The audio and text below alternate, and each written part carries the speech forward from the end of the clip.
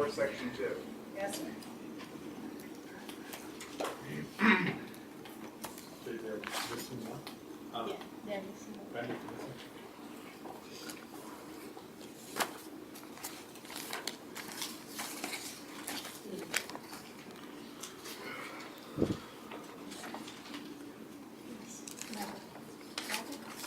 Nada. Job. What is in job?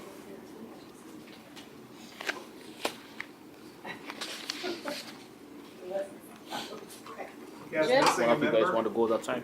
Yes, one is. Yeah, he has a job Ah. to do. Oh, well then. Priorities. Thank you.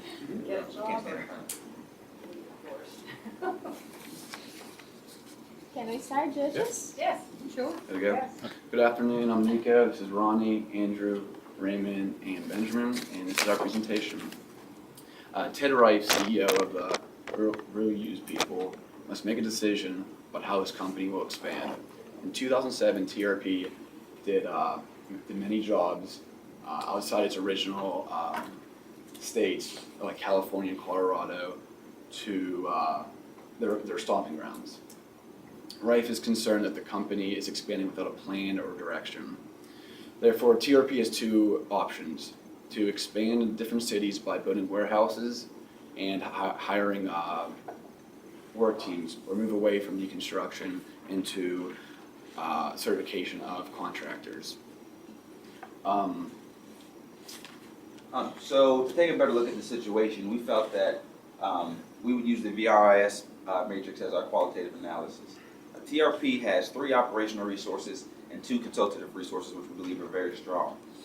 The first of those operational resources would be their warehouse. For any business, it's always valuable to have an asset such as property, but unfortunately, warehouses are not necessarily a commodity. Any venture with sufficient working capital is able to acquire a warehouse, and any leased space where a company keeps items can be dubbed a warehouse also. Next would be their workforce. TRP's workforce is manual labor based, so the skills that are needed to perform these tasks are not especially intricate to say. So that means that it's easily duplicated. There's a large pool of labor that's always available for TRP, but this also means that their workforce is at a unique capability.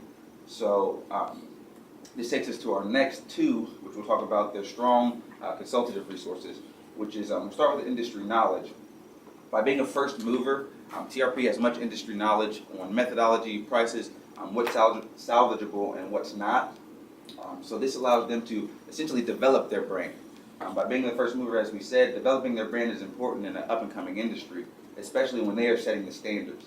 And by developing their brand, instead of having to be muddled down with all the incoming competition, it really allows for them to take a step back and be consulting with all the individuals who are now coming into that industry, take a back seat and be seen as, a first mover with knowledge, essentially.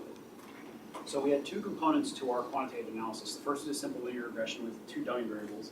And as you can see, the square foot variable is significant at a 0% p-value. So this isn't really telling you anything very interesting, that as houses get bigger, they get more valuable to TRP. What is interesting is the intercept. So this represents essentially the baseline value of the house that TRP was able to salvage, $3,833.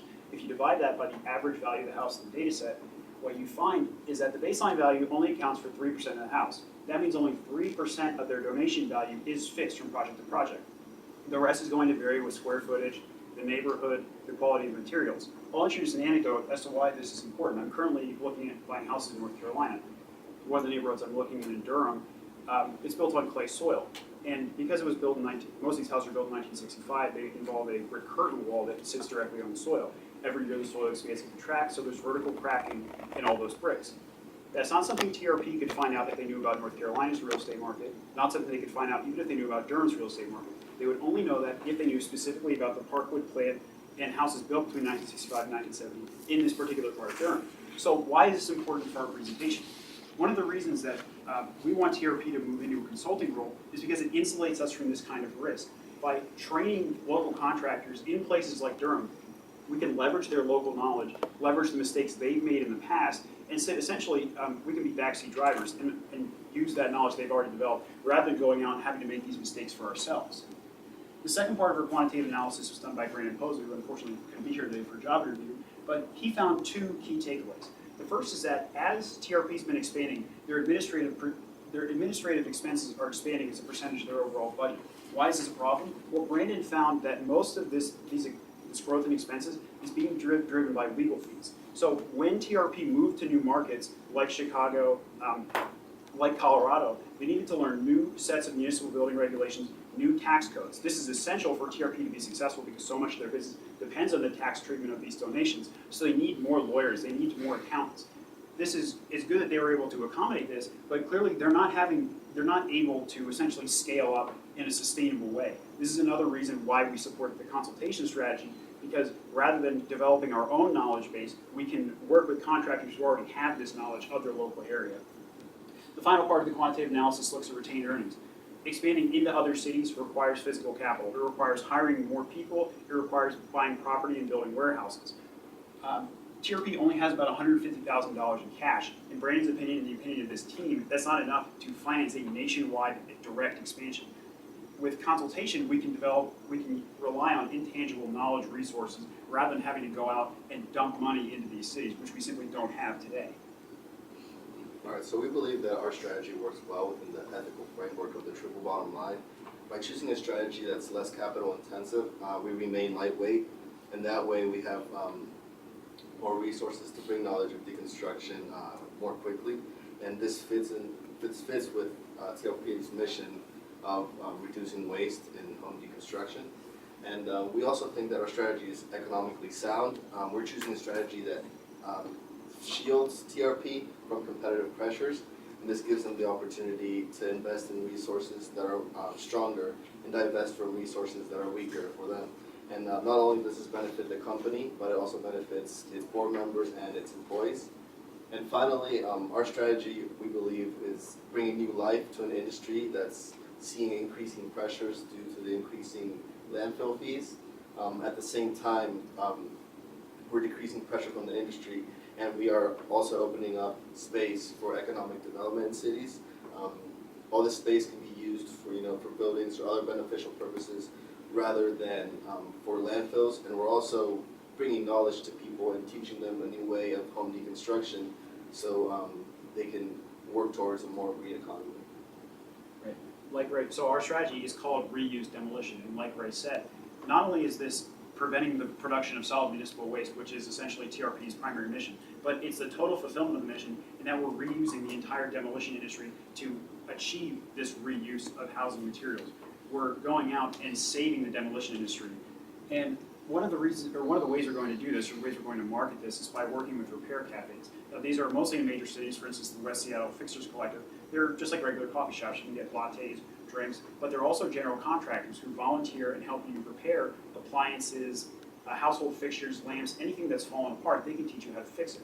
So these are essentially grassroots community organizations that have a group of people who already believe and agree with the fundamental mission of TRP. It's also an opportunity for our certification teams to network with the contractors in this area who are predisposed to agreeing with our mission, and it's a way to market ourselves in an authentic grassroots way. TRP's current marketing strategy is to build out from its warehouse by distributing things like newsletters, having meetings. This is essentially these repair cafes are going to be our basis of operations in these new cities. It's how we're going to evangelize our mission. So to conclude our presentation, we're going to discuss stakeholders. TRP, as we mentioned, is moving into a more consulting-based role.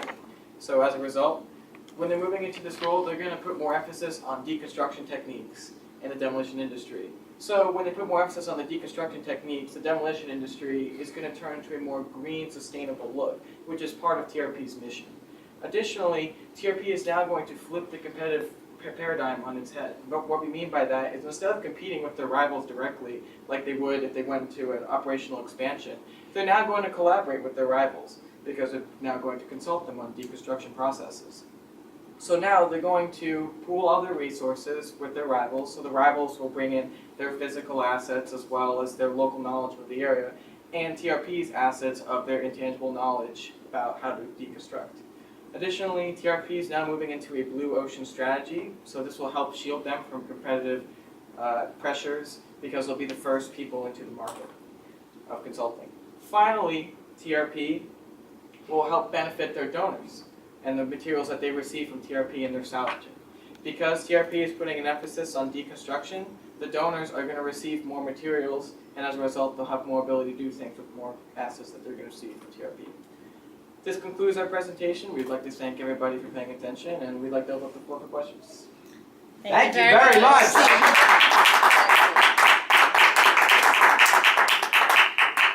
Very nice. Now we have 5 minutes for questions.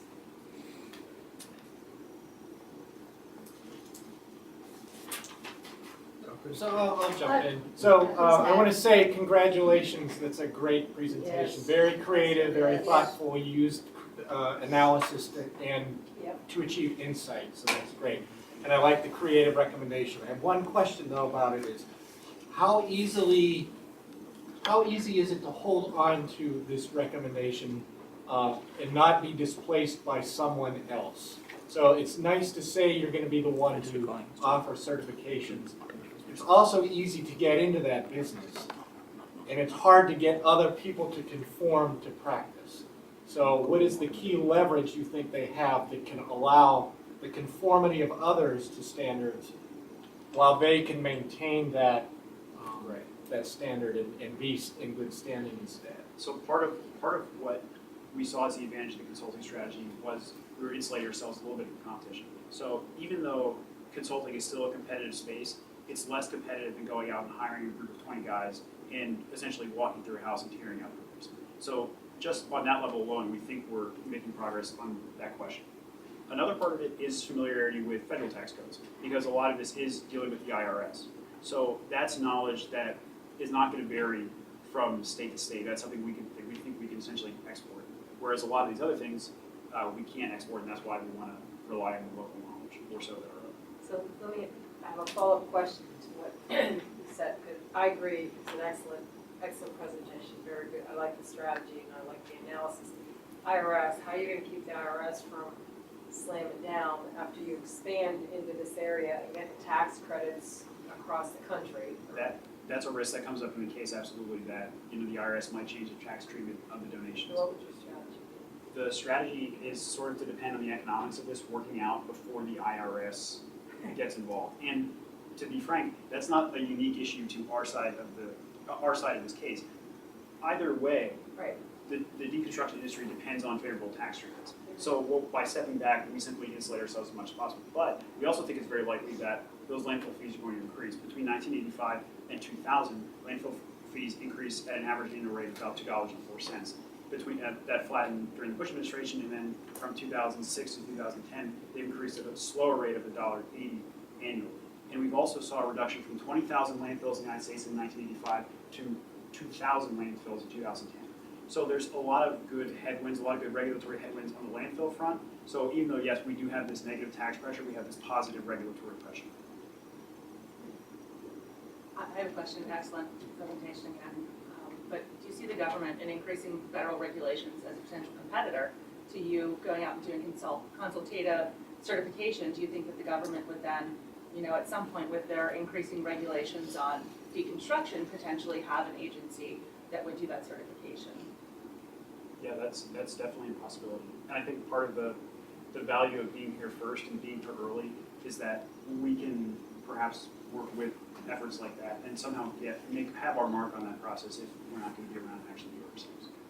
Well, if they've accomplished their ultimate objective to swing the industry from demolition to deconstruction, this whole tax issue will go away. Because that was one of your, I believe one of your long-term recommendations was to actually change the whole culture and color of the remodeling industry, so to speak, which that would be fascinating to see. So all these tax benefits and tax issues would go away. And all of a sudden, everything would be different. What a great place to live now. Huh? Wonderful. You guys did a wonderful job. Thank you. Thank you. Thank you very much. They're all actually graduate students. I was going to say, I'd like to talk to some of you later. Yeah.